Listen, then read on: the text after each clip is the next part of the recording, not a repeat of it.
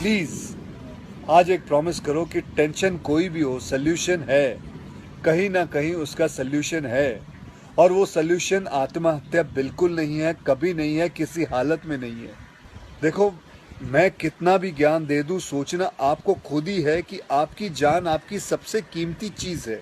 चाहे कोई भी बड़े से बड़ा स्ट्रेस हो लाइफ में, एक बार इमेजिन करो अपने माँ बाप की हालत अगर उन्हें पता चले कि तुमने अपनी जान ले ली है, खुदकुशी कर ली है। शायद आप सोच भी नहीं सकते कि उनको कैसा फील होता होगा। एकदम डायरेक्ट बोलूं, दिल से बोलूं, मेरा पहला नेशनल अवार्ड जो मुझे आज हमारे आदरणीय राष्ट्रपति जी के हाथों से मिलेगा, मैं बता नहीं सकता कि कितनी खुशी हो रही है। आपको पता है, जिस दिन इस नेशनल अवार्ड की अनाउंसमेंट हुई थी ना, उस दिन मैं अपनी माँ से बात करते हुए अपने बचपन का एक दिन याद कर रहा था, जिस दिन एग्ज़ाम का रिजल्ट आया था और मेरे मार्क्स बिल्कुल अच्छे नहीं थे। आप लोगों से झूठ नहीं कहूँगा, मैं उस कक्षा में फेल हो गया था।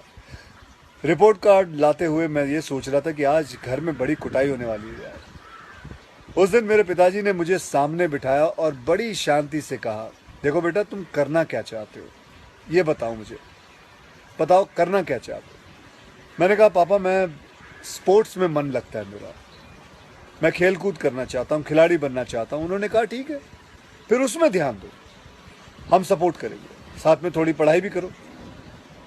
आप विश्वास नहीं करोगे, खेलते खेलते मैं मार्शल आर्ट करने लग गया, मैं मॉडलिंग में आ गया, एक्टिंग शुरू कर दी।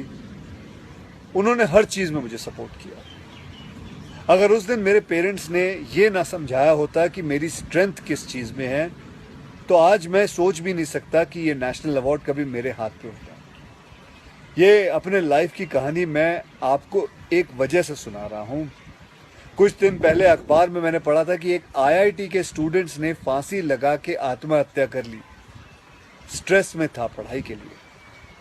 उससे कुछ दिन पहले मुंबई में एक मैनेजमेंट स्टूडेंट ने एक 5 स्टार होटल के रूम से छलांग लगाकर अपनी जान दे दी, एग्जाम में फेल हो गया था।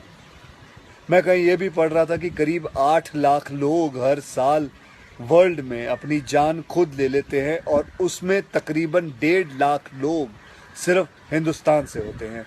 और यंग लोगों में आत्महत्या के सबसे बड़े कारण जो होती है वो होती है पढ़ाई या फिर रिलेशनशिप का स्ट्रेस। क्यों? तुम्हारी जान एक एग्जाम के मार्कशीट से सस्ती हो गई है? नहीं। ऐसा क्या पढ़ाई कर रहे हो? इससे तो देश के लिए सरहद पे जाके जान लगा दो दांव पे। चाहे कोई भी बड़े से बड़ा स्ट्रेस हो लाइफ में, एक बार इमेजिन करो अपने माँ बाप की हालत अगर उन्हें पता चले कि तुमने अपनी जान ले ली है, खुदकुशी कर ली है। शायद आप सोच भी नहीं सकते कि उनको कैसा फील होता होगा। मान लिया कि आपका स्ट्रेस बहुत बड़ा है, पर इतने हल्के में मत लो अपनी लाइफ को यार। आपको पैदा करने वालों को जिंदगी का सबसे बड़ा दुख देके मत जाओ।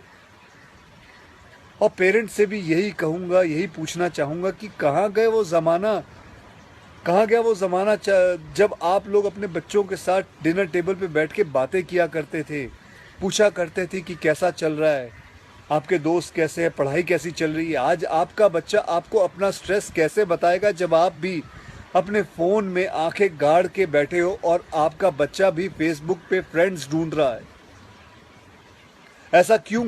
ऐसा क्यों होता है कि जब बच्चे को हाथ पांव पे चोट लगती है तो आप फट से डॉक्टर को बुला लेते हो, लेकिन अगर उसे दिमाग में स्ट्रेस हो तो हम बस एक लेक्चर झाड़ देते, कहते थे बेटा नो, थिंक पॉजिटिव बेटा, थिंक पॉजिटिव।